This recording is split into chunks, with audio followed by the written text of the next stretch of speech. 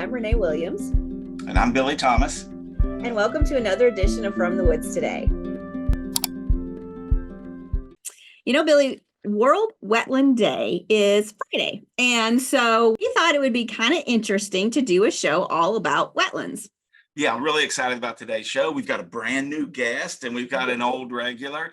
We have Mr. Lee Moser, who's part of our team here. He's going to be giving us kind of an overview of wetlands and what we kind of need to know about those. And then we're going to switch gears a little bit and look at research and these treatment wetlands. And we have Dr. Tiffany Messer from UK Biosystems and Ag Engineering, a first-time guest for us. And we're excited to have Dr. Messer with us on in a little bit. But yeah, we're going to learn all about wetlands. So if you've ever had questions about wetlands, and now would be a great time to be thinking about your questions and getting ready to get them to our presenters.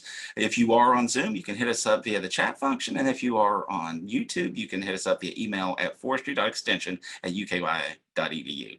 Renee, it's a little sunny day, but it's a good day to talk about wetlands. Definitely. So let's go ahead and get started and get Lee on here. So Lee, if you don't mind turning your camera on. Welcome to the show again. We really appreciate you being on here. Hey, everybody. It's good to see you all. And I think any day is a great day to talk about wetlands, whether it's raining, sunny, or really anything. It could be snowing, but it's been a really good opportunity to revisit some of my early work in my career preparing this for you all today. So I'm excited to share. Looking forward to it, Lee. Thank you so much for being on. Yes. All right. So without further ado, I'll go ahead and get my slides going here. All right, so if you're seeing that, I'll go ahead and jump in. Does that look okay, Billy? Yes, sir. Awesome, thanks. So today my presentation, my talk is titled Exploring and Appreciating the Value of Wetlands, since it is a wetland holiday today, right? So the slide that you're seeing here is of one of my favorite places. I'm really sad I don't have my photos of it. I've lost all my wetland photos from early career. But my supervisor, Amanda Gumbert, was down recently at the Congaree National Park in South Carolina. And these are some amazing cypress trees that are down there. So just going to kind of jump in a little bit further here. If I can get my slides to advance, they're not wanting to behave. So as I said, this is a topic that's near and dear to my heart, a bit of a trip down memory lane. So what I'm going to be working with you all here today on is understanding what makes a wetland, why they're important. We'll talk a little bit about diversity in wetlands. We're going to share some mapping resources about where you might be able to find wetlands if you don't know where any are to go visit. And then a little bit of a call to action on what you might be able to do to protect and conserve and maybe restore wetlands if you have opportunities on your properties. And then finally wrap up with a little bit of resources that you might be able to use to learn more if it's something that's relevant to you. So just to kind of set the stage a little bit, I mentioned my early career was spent doing wetland work. As a graduate student, I studied restoration of wetlands, specifically Carolina Bay depressional wetlands in South Carolina. And they'd been previously converted to pine plantations. And so one of the keys was really going in and restoring the hydrology of these sites. So that's something we'll talk about here shortly, is the hydrology of wetlands and how that impacts both the soils and the vegetation. So all this really interesting relationship that's going on there. So after that, I went on to do a little work in environmental consulting, and a lot of my work with wetlands there was doing delineation for mitigation projects to kind of document what might be impacted specifically with coal mine development here in Kentucky. So this is a process that happens here in Kentucky to make sure that any losses that we might experience with land use change or development gets documented and hopefully mitigate it for in a way that's meaningful and going to make sure that we keep these habitats on our landscapes as much as possible. So we'll move right along.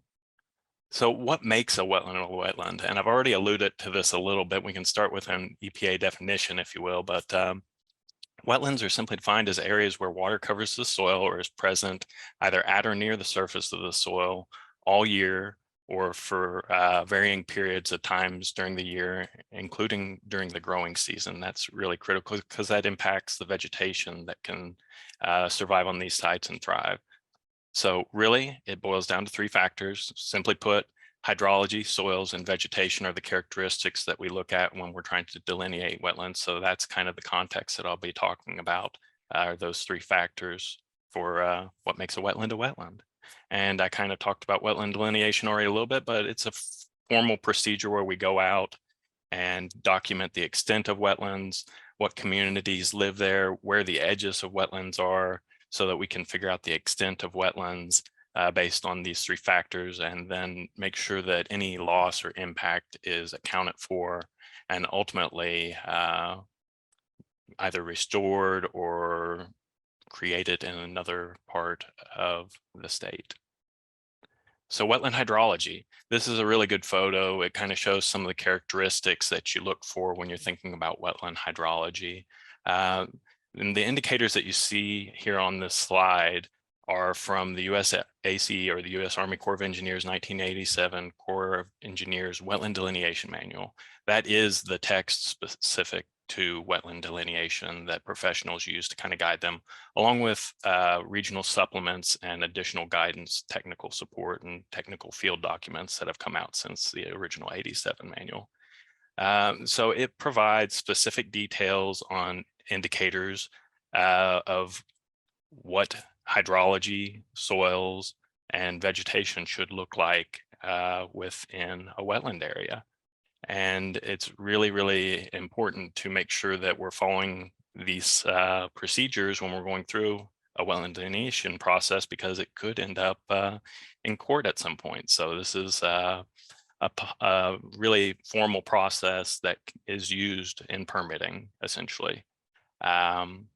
And within this photo alone, you can observe several of the indicators that are listed here, as I mentioned. So I'm seeing watermarks on the trees. You know, if you look at the base of the trunks of those trees, you can see the top of the water staining. That's where water has been ponded to at some point. Sediment deposition, staining on the bark.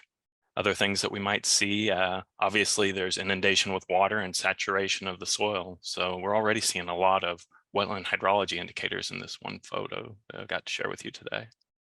So wetland soils are really interesting. And if you've ever tromped around a wetland, there are some characteristics, things that you may think of. Number one, they're likely very wet, not always, sometimes they can dry down.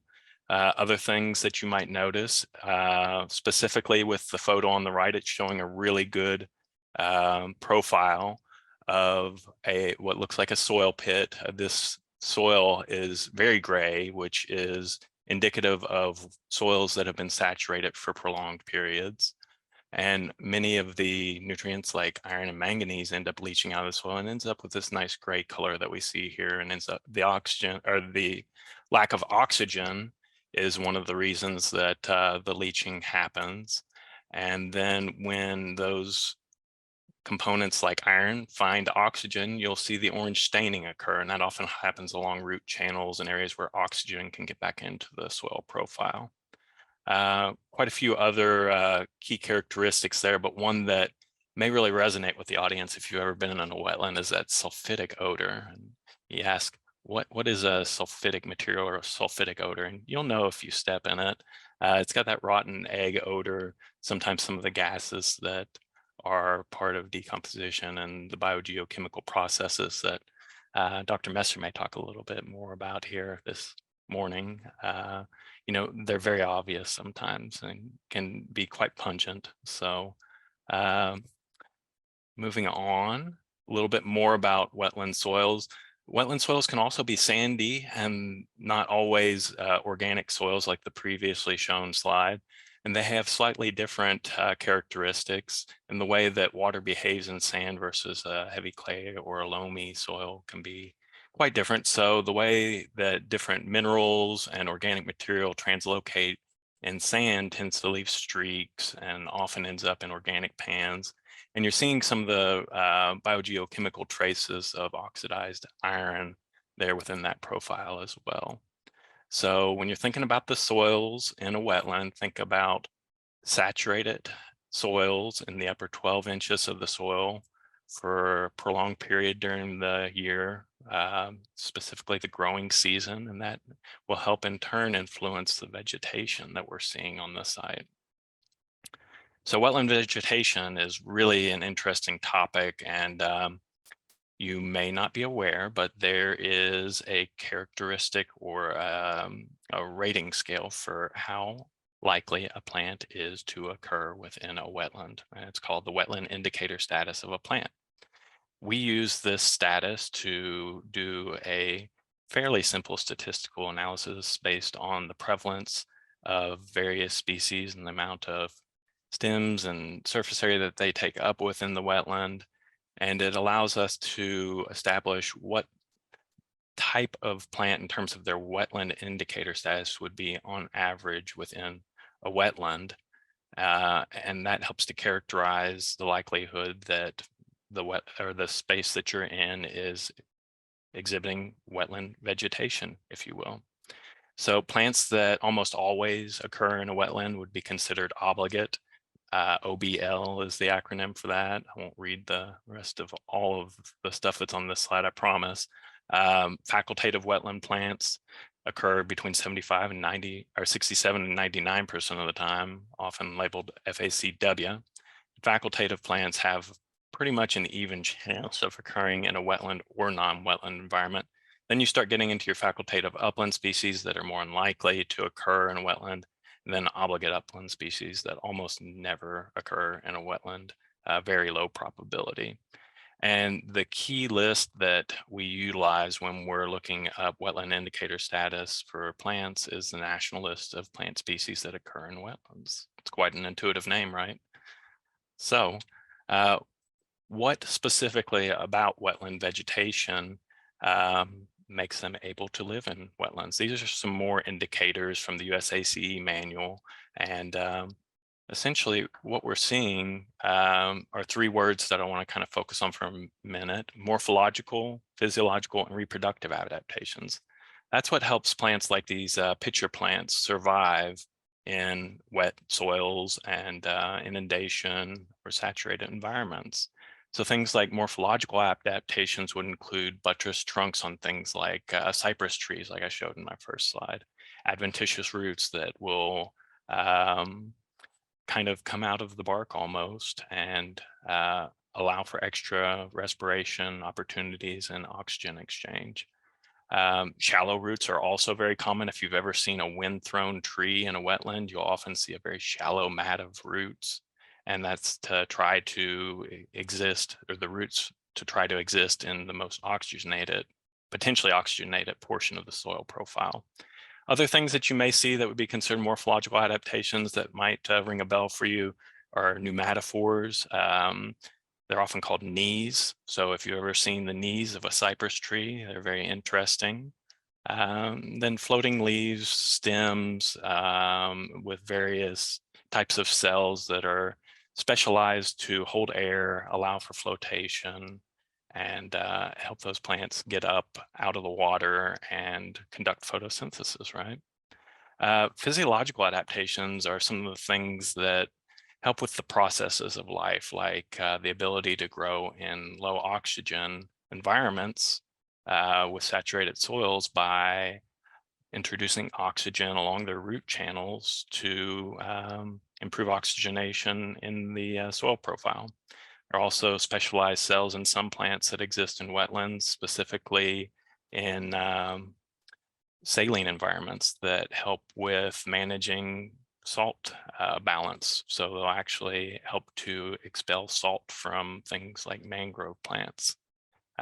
Really important so that they don't experience cell death from salinity toxicity. And the other key thing is reproductive adaptations. Wetland plants are known for having prolonged seed viability in the seed bank. So sometimes even after drainage, you're able to have seeds germinate and utilize some pre-existing seed bank when you restore wetlands. Kind of interesting. And also many of the plants that exist in wetland environments have the ability to germinate their seeds under low oxygen conditions, which is important, as we've established. One of the key characteristics of soils in wetlands is they are anaerobic or have very low oxygen or free oxygen to exist in. There we go. So why are wetlands important? Well, lots of good reasons. My favorite are the water quality and quantity benefits from the sedimentation opportunities of slowing water down, spreading it around in the wetland, and things like nutrient and pollutant filtering and treatment. Those are topics I believe that Dr. Messer will cover a bit with her constructed treatment wetland talk here shortly. But they have really unique biogeochemical processes that occur because of the fact that they're anaerobic environments.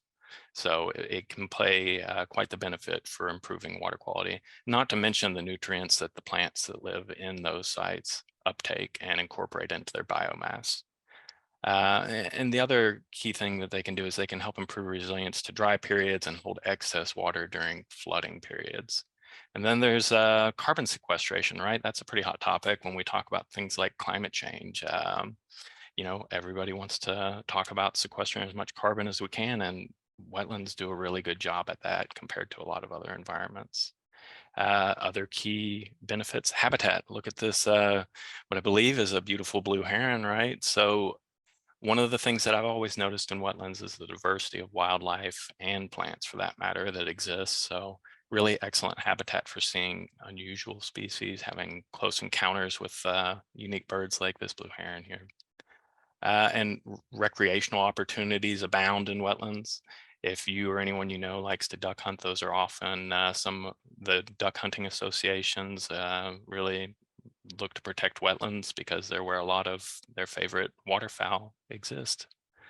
And then just the economic benefits. The economic benefits of protecting water quality, helping with water quantity issues, the economic benefits of potentially tourism and recreation. Wetlands are also important environments for things like growing rice. So lots of economic benefits to wetlands.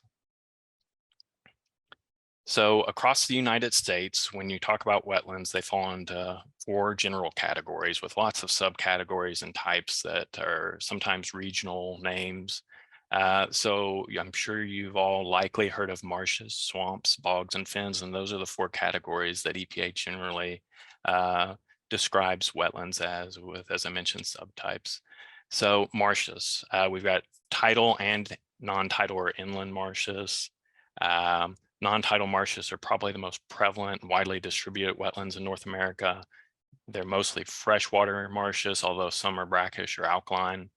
They frequently occur along streams and poorly drained depressions and in the shallow water along the boundaries of lakes, ponds, and rivers. So there's a good chance that you've been walking in an inland marsh before, along lakes or ponds or rivers here in Kentucky. Water levels in these wetlands generally vary from a few inches to 2 or 3 feet. Some marshes like prairie potholes may dry down completely. That was also the case for some of the Carolina bays that I worked in. And down in South Carolina, there were certain periods during the year where they would be completely dry, and you'd come back during a wetter part of the year and they'd be holding lots of water. So due to the high levels of nutrients, freshwater marshes are one of the most productive ecosystems on Earth. They can sustain a vast array of plant communities that in turn support a wide variety of wildlife. As I mentioned, they're really great habitat for wildlife, very, very vital ecosystems. And as a result, marshes sustain a diversity of life that's disproportionate to their size. In addition to their considerable habitat value, non-tidal marshes also serve to mitigate flood damage and filter excess nutrients, as I mentioned previously. So moving on, some of my personal favorite types of wetlands are swamps. This is another photo from the Congaree National Park down in South Carolina. And they are generally categorized into 3 types: forested, shrub, or mangrove, and they're dominated by woody plants. You see these look to be a variety of different trees, but some cypress, probably some black gum mixed in there. And you're seeing things like the knees coming up from the ground, help with stabilization. The buttressing also helps with that. The knees have been indicated in the past as an important gas exchange. I've also been recently told that that is still somewhat under scientific debate, so stay tuned on that one. And one of the other major characteristics is that these have really highly organic, nutrient-rich soils, so they're highly productive as well. And they do a really great job helping with water quantity and quality issues, much like previously mentioned, for nutrient cycling and flood mitigation.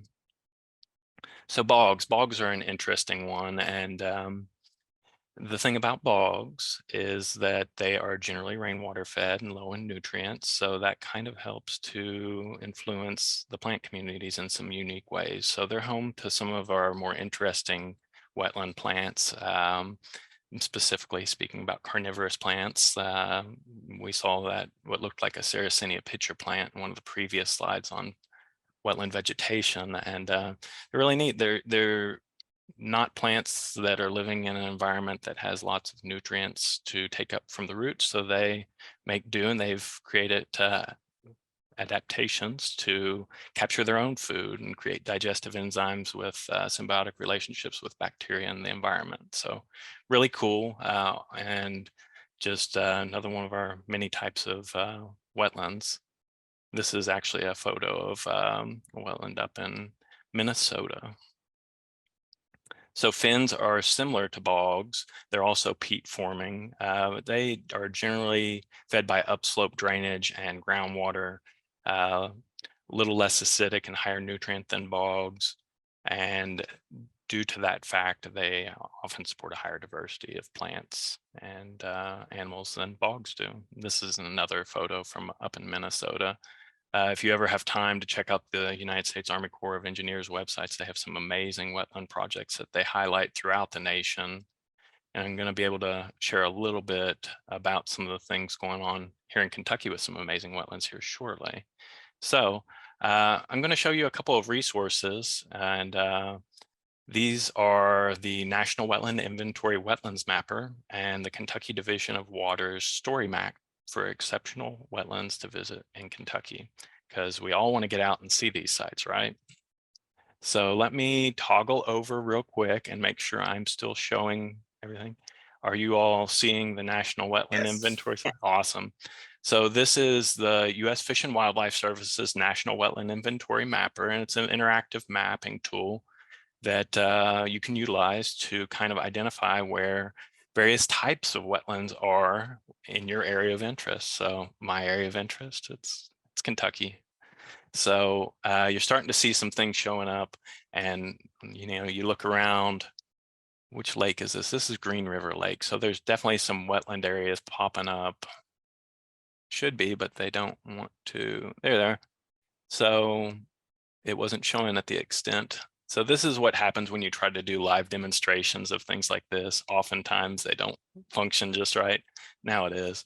So all sorts of different types of wetland areas are mapped around Green River Lake if you ever wanted to go see them. This is a freshwater emergent wetland that would likely be considered a type of a marsh, just upstream in one of the tributaries of Green River Lake.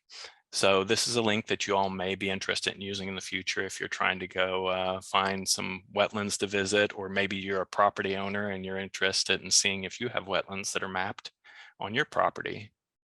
And then the other great resources that our friends at the Kentucky Division of Water put together through their Water Maps program is a wetland story map that details some really exceptional wetlands from around the state. I believe there are, 14 of them on here, and they're spread across the state pretty well. So there's likely one fairly near you that you could go check out. I actually tried to go see one of them yesterday while I was in Frankfurt, and I couldn't get access to Trumbo Bottom, but looks pretty cool. So I'm going to try to find it the next time I'm out that way. So back to the presentation. All right. So here's the call to action piece. What can you do to protect wetlands? And first of all, I think identifying them is quite important. You don't need to necessarily be a wetland delineation expert, but just knowing that there might be one there on your property is the start of a conversation with a resource professional. So avoid conversion. Converting wetlands for all intents and purposes is not a great practice if it's avoidable. Consider restoring wetlands. If you have wetlands that have been drained on your property, that could be an interesting project to undertake that may provide some really important benefits to wildlife and water quality and quantity issues on your property. If we can avoid it, avoid application of fertilizers and pesticides, things like that, adjacent to wetlands. Just there's sensitive species in there. Anytime you're working around water, applying those things is generally done with utmost caution, and there are special types of herbicides that should be used in aquatic settings. So that is something you should certainly check into if you're thinking about doing those activities near a wetland. And raise awareness, talk about wetlands.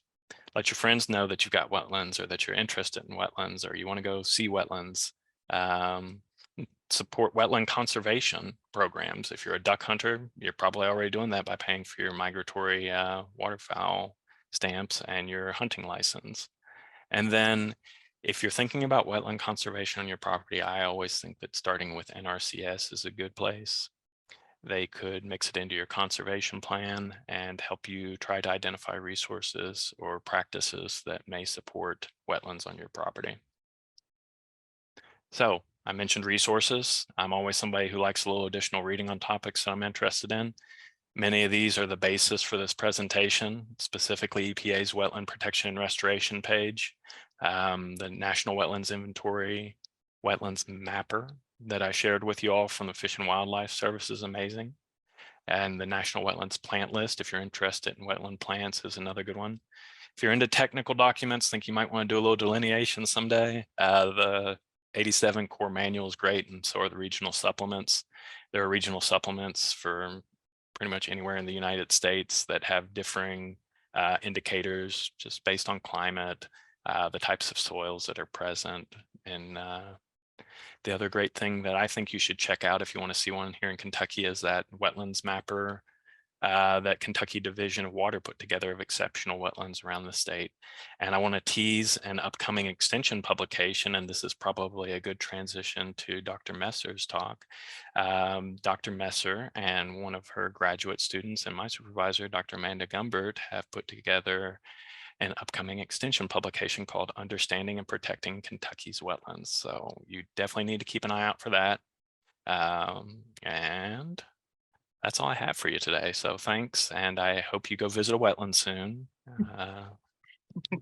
Thank you so much for that presentation. You know, I wasn't under the impression of the different wetlands that there were. So that was very eye-opening. So I would appreciate, I wouldn't have said that some of those were wetlands. So yeah. Awesome. Thank you so much.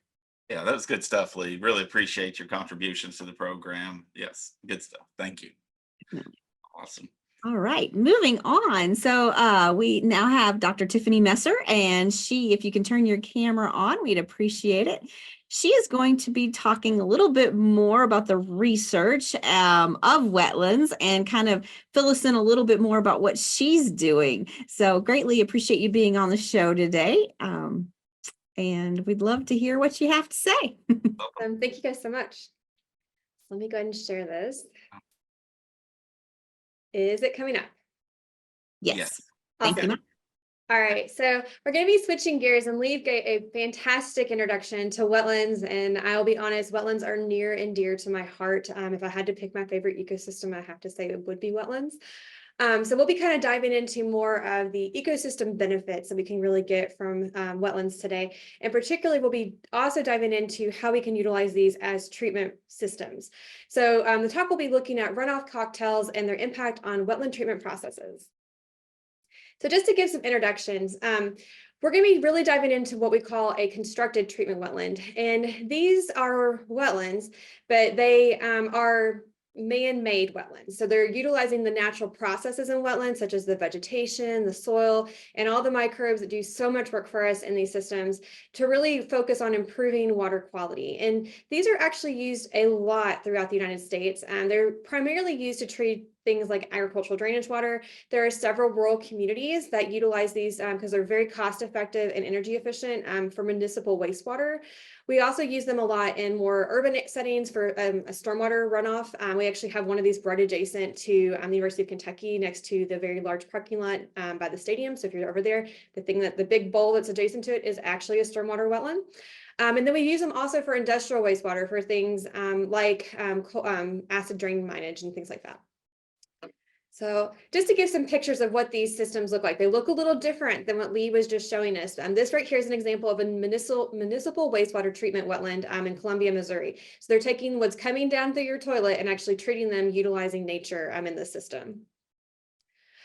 Here's an example of an agricultural runoff wetland treatment system. This one actually is treating runoff from cornfields in Iowa. These right here look a little more natural compared to the ones that are dealing with municipal and industrial wastewater are typically going to be very much looking like a man-made system versus when we do ag runoff and stormwater, we can actually make them look more like a more natural wetland ecosystem.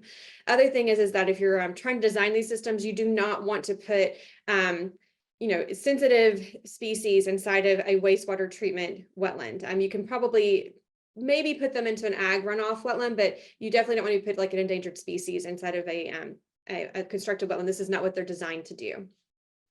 Here's an example of a combined magnesium bed treating acid mine drainage in Pennsylvania. So you can see here where the rocks are, that's the magnesium bed that's really pulling out the manganese as it moves through, and then it moves into the wetland itself to treat other contaminants that are coming from this acid mine drainage system in Pennsylvania. Here are the more innovative and more new technology that we've been really diving deep into the past probably 10 years. This is called a floating treatment wetland system. These actually are utilized on top of ponds to be able to remove nutrients that lead to toxic algal blooms. And so this is an example of a recent planted one, and I'll dive into actually some of the research we've done on these in a few minutes. So just to give an example, kind of an overview of what these designs look like. A lot of times we talk about, and actually I'm realizing that the bottom part is actually switched. No, they're not. We're perfect. Okay. Yes, they are switched. Okay, so I'll explain that in a second. So if you look here on the left side, you'll actually see what is actually the floating treatment wetland. The labels are actually switched right now. And ultimately for these floating ones, they have a mat that's floating on the top and then the plants then grow into the water column. Versus on the right side, we actually have a free water surface flow wetland. These are what we typically imagine when we see like a natural wetland ecosystem. The roots are growing into the soil. The plants are, sometimes inundated. Sometimes we actually don't even see the water above ground, but that's typically what we're seeing in those type of systems. And I apologize for this being switched. So these are going to be treating things such as when it rains, the runoff, but also if we're actually pumping different contaminants into these wetland systems. Lee was talking a few minutes ago about having some of these smells that come out of wetlands, and I thought I would just bring in, not that we need to get into the deep dive into redox potential and all that, we are not going there today, so you can all take a deep breath, but really just kind of talking about the microbial communities that really do a lot of our awesome work in these systems. The way that these microbes work is that typically they like to use oxygen as like their power. Oxygen provides them more energy, so they're going to use that no matter what, unless all of a sudden the oxygen is gone. So in these wetland systems, when the water rises, a lot of that oxygen is moved up really quickly, and then it moves on to start actually using other types of electron acceptors, such as nitrate, which is one of those big ones in Kentucky we worry about that can lead to blue baby syndrome if it's in our groundwater. It starts to use iron, and then once it uses all the nitrate and iron and manganese, it then gets down to the sulfate, and that's when you start to get that rotten egg smell. So a lot of times homeowners will ask me like, well, I don't want a wetland in my backyard because I don't want to have the rotten egg smell. Well, the key is that if your wetland is well fed, which believe me, in most homeowner situations, they will be very well fed with the amount of fertilizer we apply on our front yards.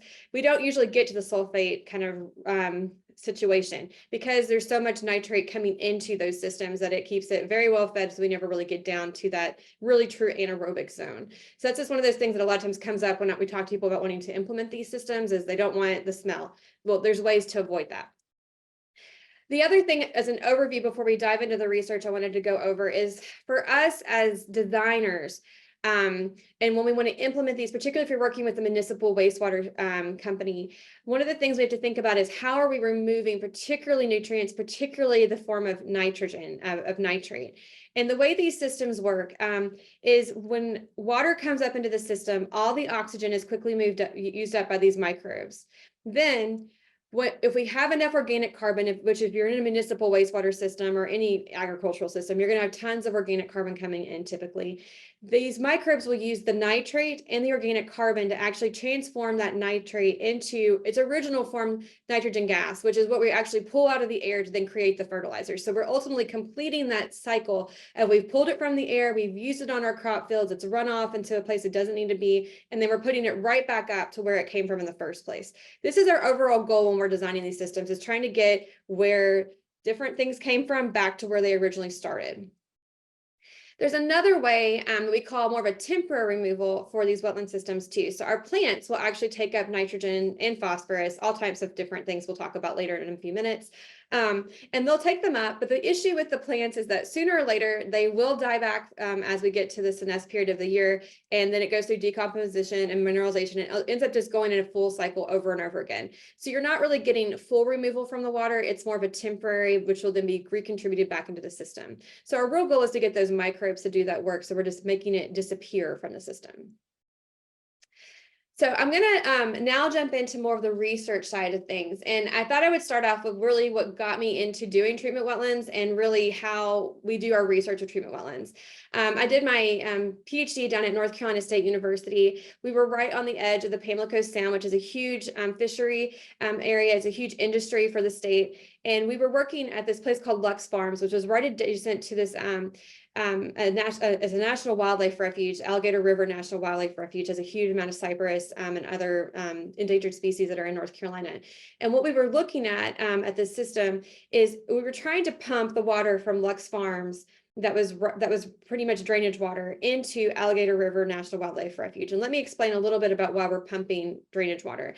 So in this farm, it actually is below sea level. So they're always pumping here to make sure that they can utilize this land. So every single farmer in this entire region is pumping water off into somewhere else. And so with saltwater intrusion, we're trying to deal with that, along with trying to deal with the nutrients, high concentrations of nutrients that are coming off of this farm, and not put them into the sound that could then lead to algal blooms and impact the overall ecology of this fishery.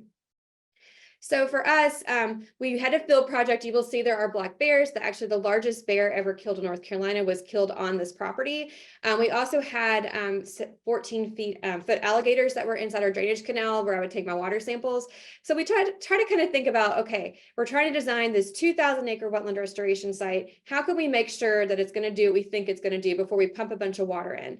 So we did go down to the site. We took water samples. We put in some data loggers at this white kind of pipe here where we were looking at the water table in the system to see how much water do we need to put into that system to get it back to its regular hydrology to really meet wetland criteria like Lee was just discussing. Once we did that, we needed to know, okay, we have a lot of nitrate coming in from drainage water. Can this system handle it? So what we ended up doing is taking soil from the site, bringing it back to our lab in Raleigh, North Carolina, about 4 hours away, and actually growing like a miniature wetland inside of our greenhouse systems. And we were able to study 2 different types of soil. We had this wetland site that I was talking about at Lux Farms. Then we had another marsh restoration that was a little bit further south in North Carolina, and we pulled some of its soil as well. I will say the soil inside of this site in North Carolina had extremely high organic matter, so we thought it would perform really well, particularly for those microbial processes I was just talking about. However, we also had this super nutrient poor soil that was coming from further south in North Carolina. So overall, what we're doing, the real significance of this project was that every drop of water that was rerouted into that restored wetland was 1 drop of nutrient-rich water that would not go into the Pamlico Sound, and which was the primary fishery nursery for North Carolina. So our job was to determine the volume of ag drainage water that could be rerouted into the restored wetland, and we thought we could potentially reroute all of it into that restored wetland. So just some of our key findings. We're not going to jump into all the details, but on the y-axis here, you can see there's the nitrate concentrations. This is what we're trying to get down. And then we had the time that the water was in those mesocosm, those miniature wetland systems. And what we ended up observing is that when the organic systems had low loads, so around 3 to 4 milligrams per liter of nitrate coming in, they performed pretty similar to what the more mineral system. However, we saw a very different story when we added really high loads. We're looking at like around 12 to 14 milligrams per liter of nitrate. When we had the really high loads, the organic system actually did not perform as well as the mineral system, which is a little surprising. What we ended up finding, what was happening is that in these mineral soils, even though they had less organic carbon, they had a very limited amount of nitrogen in those systems. So the second that these plants got a hold of that nitrate, it was gone. So we had a lot more plant uptake in those systems compared to the organic system, which had a lot more of those microbial processes happening. So overall findings for this is that our carbon-rich soils were not always available for the microbial nitrate removal. The plant uptake had significant impact on that nitrate removal, and the water volume was dependent on the vegetation water resilience. So the amount of water we could really pump in was really going to be dependent on how much those plants could handle and how long they could be inundated. So there are several publications from this that if you would like, I'd be happy to share. Just shoot me an email. Any of the publications of this, I'd be happy to share that I present today, if that's helpful. So from this, we then moved on to looking at a new technology, that floating treatment wetland design I was showing you a few minutes ago.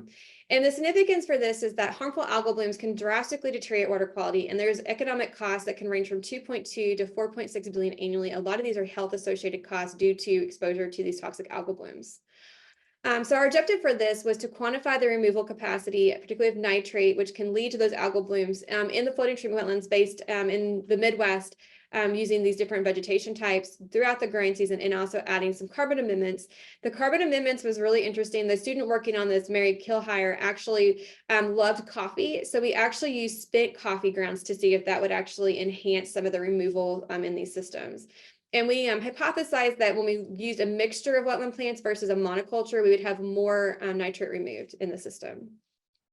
So here are some of our key findings here. Again, the nitrate is there on the y-axis, and this is looking through time. The dashed lines are the ones that had the coffee added to them, and the solid lines are the ones that are just the ones without the coffee added to them. And our overall findings were that the nitrate removal was found in both the rush and the diverse species. And the more interesting result we found is that the spent coffee ground amendments to the wetlands actually resulted in a significantly higher removal rate of nitrogen compared to the unamended floating treatment wetlands. So one of the things that could be limiting in these floating systems is not having enough carbon available to be able to get that nitrogen moving. Carbon for these microbes is kind of like giving these microbes peanut butter versus chocolate. When they get really good peanut butter, that really good carbon, they can be much more effective at removing these in the systems. And there is a publication for this one as well. So from there, we decided to jump into a little more details about these carbon sources and the type of diverse plants, kind of the mixtures we should be looking at. And we had two undergraduate students that were working on this project, Helen Little and Ken Othroth, that are now graduated and have careers in industry at this point. Again, same reasoning as why we were looking at these, but our overall objectives for these were to look at how the nitrate removal differed between two vegetation designs. This was during the second year that these plants had been established, and then evaluate if differing carbon amendments would impact during the growing season for year 2. And so the key finding we found with this is that during the second year, those diverse mixtures really took off compared to our rush monoculture. And so one of our recommendations for this is that the diverse floating treatment wetlands removed almost twice as much as these monoculture systems of rush were doing. And one of the things we do recommend now is to do mixtures on these floating treatment wetlands based on this finding, just because you have a higher chance of success for your overall establishment, and also you'll have a higher removal rate by the second year of establishment. We also did find for this one that we didn't really have any major impacts from carbon additions. We actually put straw and we put, I think it was a type of soil that was on top of it. So we didn't add any coffee this time, but those two additions didn't really seem to help with the nitrate reduction for this round of experiments. And there's a publication for that one too. From there, we started getting into more interesting things. So while I do a lot of research on the utilizing treatment wetlands, we also do a lot of fate and transport studies. And one of the things when we were working in Nebraska, and even while we've been working here in Kentucky, is we see a lot of pesticides in our surface waters. So one of the things we started investigating was, well, if these waters are moving into our recreational lakes, can we utilize these floating treatment wetlands to remove these pesticides? Key ones we were really looking at was neonicotinoid pesticides. Some of the common names that you'll hear that contain these type of pesticides are Admire, Advantage, which we utilize on our most flea treatment, a lot of times on our pets. Cruiser, Platinum, and Raid are some of the examples. We were finding them to be ubiquitous in both urban and agricultural streams, and actually typically higher in urban streams compared to ag streams.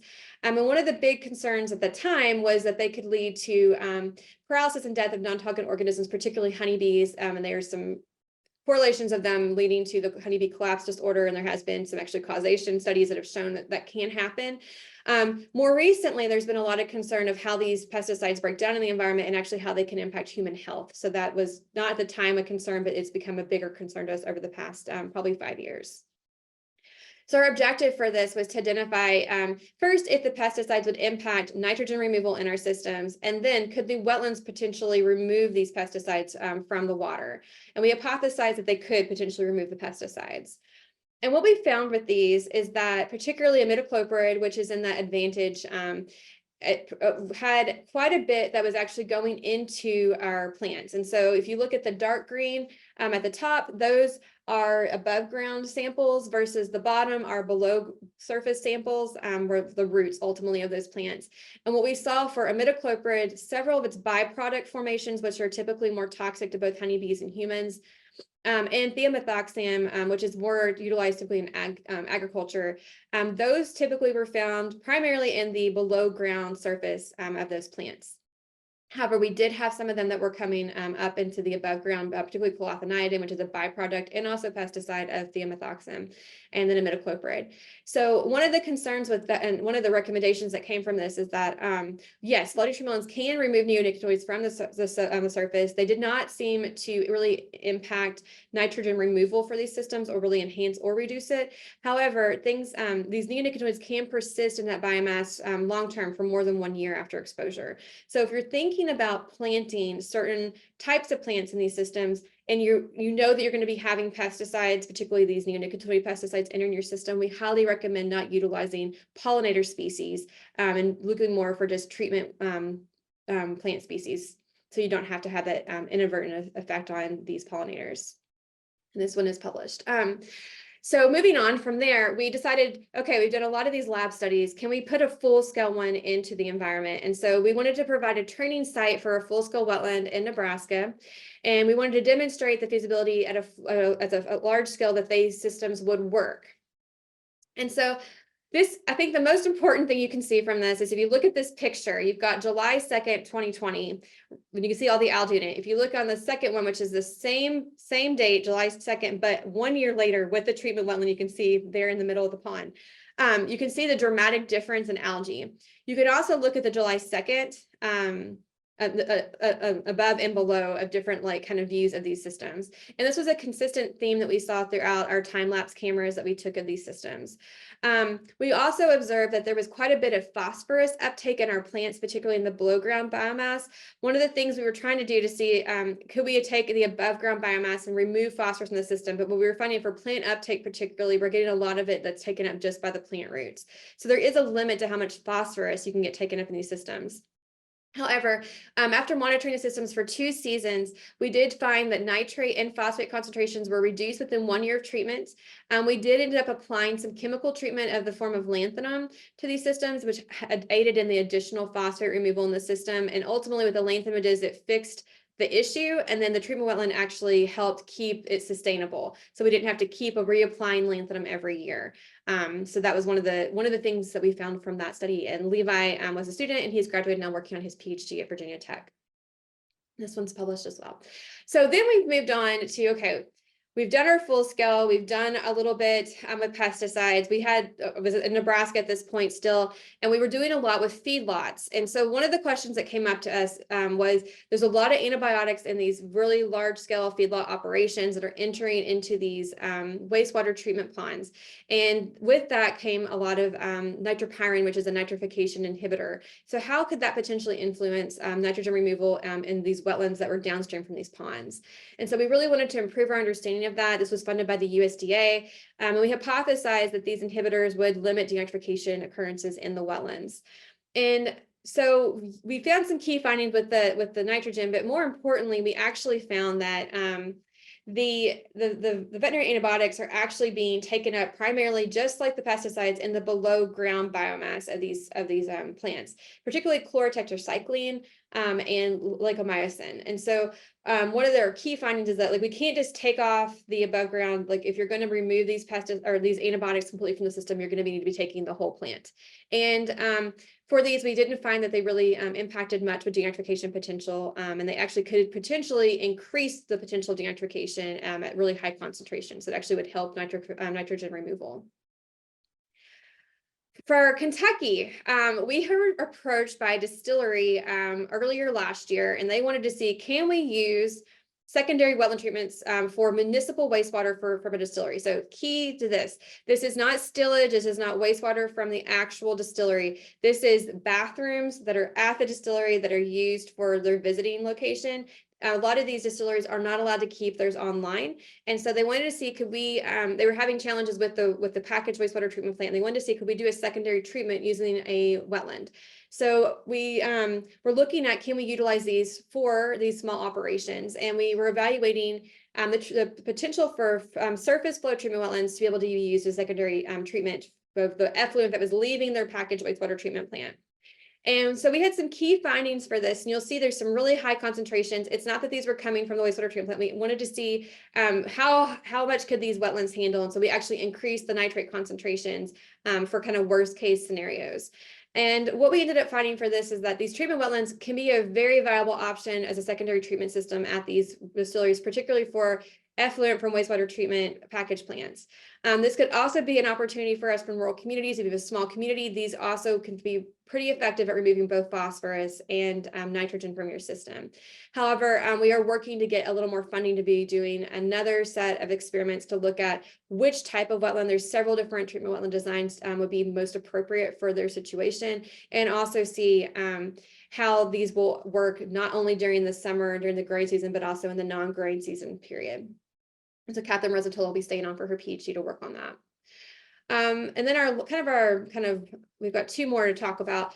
USDA has a lot of interest in nanotechnology right now, and recent technologies that are coming from that are these things called nanopesticides. And ultimately what they're doing is they're taking pesticides and encapsulating them at a nanoscale so that hopefully they won't move as quickly off of ag fields. And so our research is really to look at the nano imidacloprid, which is that same one we were looking at from Advantage, and then also looking at copper hydroxide, which is a fungicide, also known as Coside as a trade name, and how they impacted wetland processes downstream to if they were to run off these fields. And so we've had a bunch of studies on Fate and Transport on how they're running off fields. They are running off fields. We're not going to jump in that today because that doesn't have to do with wetlands. But we're looking at, once they run off, how do they impact wetlands? And so what these down here are showing are how these systems are impacted from a nitrification. So how they're transforming the ammonium into nitrate, which can be more toxic to humans particularly. And how they really impacted different concentrations of these pesticides entering the wetlands. And overall conclusions is particularly the copper hydroxide was found to inhibit the transformation of the ammonium to nitrate, but and denitrification, so the nitrate to that gas that we're always trying to get to, particularly following prolonged exposure. And so we saw that at both the microcosms, I think like little beaker stage, and also at the mesocosm, so in the greenhouse stage as well. And so this next year, we're going to be doing another evaluation to see if we can find the causes for this. And just to sum all this up, so we've looked at a lot of individual things moving into the wetlands. Nitrate was something else. Emily Nottingham, who's a PhD candidate in our department and is graduating this semester, took pretty much all of this information using an NSF award we got to look at, if you were to do mixtures of all these different things in these wetlands, do the mixtures impact it differently than just the individual contaminant with the nitrate? And there's very limited research on this. And so she was looking from everything from personal care products like caffeine, PFAS, which is a huge buzzword right now, antibiotics, and a variety of pesticides and how they impact nitrate reduction in these systems. And we had really just focusing on determining what was happening.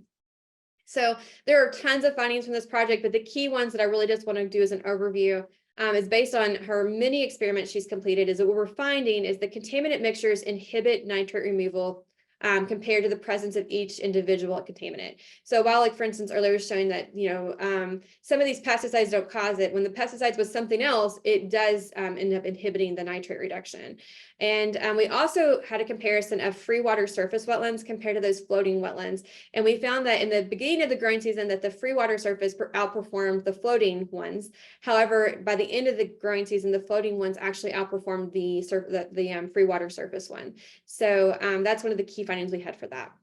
So we've talked a lot about all these details. What are the take-home messages from all of these different projects? Number one, constructed treatment wetlands have the capability to effectively remove nutrients and potentially other contaminants from the water. That's the key finding that we were looking at. Can these things work for various different contaminants?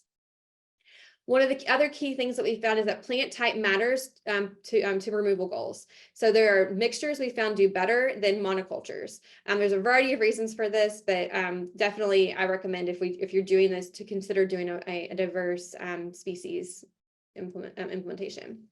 Additionally, caution should definitely be taken regarding using plants that pollinators are attracted to in your wetland treatment system, particularly depending on if you have runoff pollutant mixtures that contain these neonicotinoid pesticides in them.